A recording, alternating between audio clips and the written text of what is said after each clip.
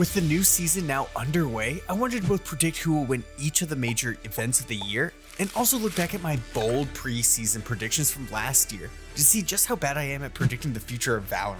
But before we quickly look back at my 2024 predictions from about a year ago, I want to ask you to subscribe with notifications on, as I'll have so many new videos both about old Valorant moments, as well as insights on the biggest games of the season, so you don't want to miss out.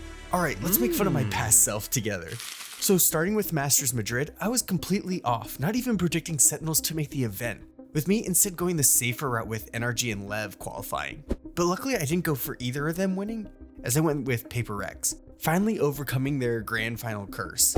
This was my closest prediction, as they were one match away from the grand finals yet again to face Gen G, but were eliminated by the eventual winners in Sentinels in the lower finals. So really, I would say I started off pretty well, especially since this was where I predicted Paper Rex would peak as the rest of the teams got more used to their own rosters. Moving into my predictions on who would win the regional leagues, I didn't go crazy with EDG of course winning China, which they did, as well as Fnatic winning the EMEA, ensuring that I'm at least 50% on these predictions, which I needed because of my terrible America's pick of Cloud9, which is kind of a joke, but kind of not, as I thought maybe they would be just like regular season gods.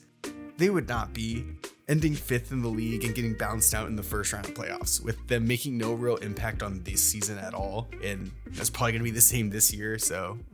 Which leads us right into the second Masters of the year in Shanghai, where I had hoped that EEG would win in front of their home crowd, but of course that didn't happen, as instead they fell out in the 7th place, with the new South Korean Kings, Gen G, going on a dominant run the entire tournament and bested Team Heretics, putting this tournament as the most unusual of the year if you were trying to predict this one at the start of the season. But I did have the insane call of EDG winning a trophy this year, as while they fell short in front of their home crowd, in front of the South Korean crowd, they returned the favor by lifting the World Championship trophy, which is much different from my prediction of Fnatic, who never really looked to be in contention by this point of the season, finishing in 6th.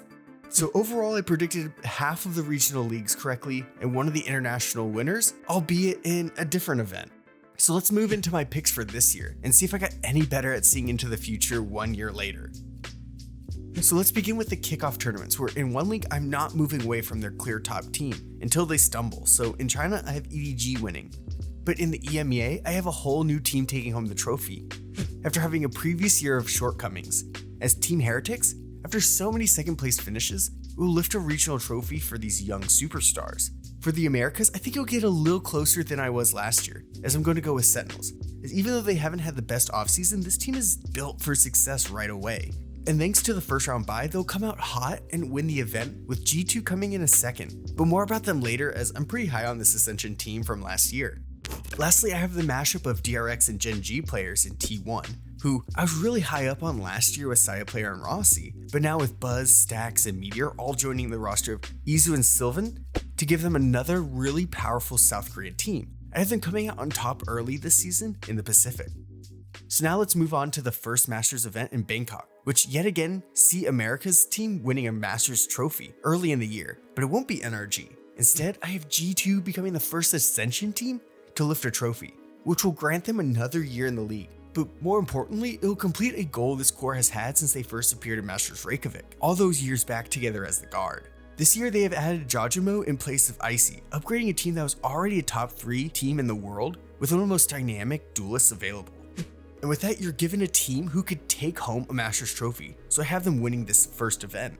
Now going to the regional leagues, I have some curveballs when it comes to picks here. For China, I'm going to move away from EDG winning, and for the first time see another team take over the league. I have Trace winning, as over the offseason, they've had a few impressive wins, and back last year looked to have a solid team that could just build stronger together. And I think they have the biggest shot at surprising the dominance of EDG. In the Pacific, I'm going to go with Paper X winning, as while I don't have them doing much in international events this year, I believe they always have the talent to win in their home region, and I can see them doing that yet again.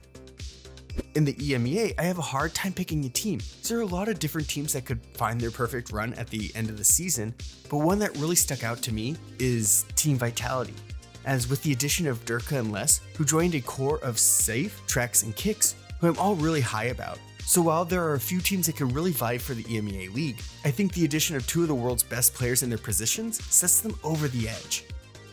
Lastly, we move to the Americas, and here's gonna be my only really crazy pick in my opinion.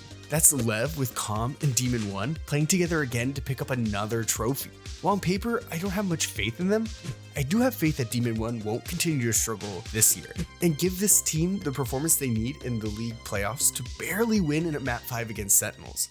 For the second Masters of the year, we move back to NA with Toronto. But like what has happened in recent international events, an America's team won't win it, with T1 becoming the second ever Pacific team to take home a trophy.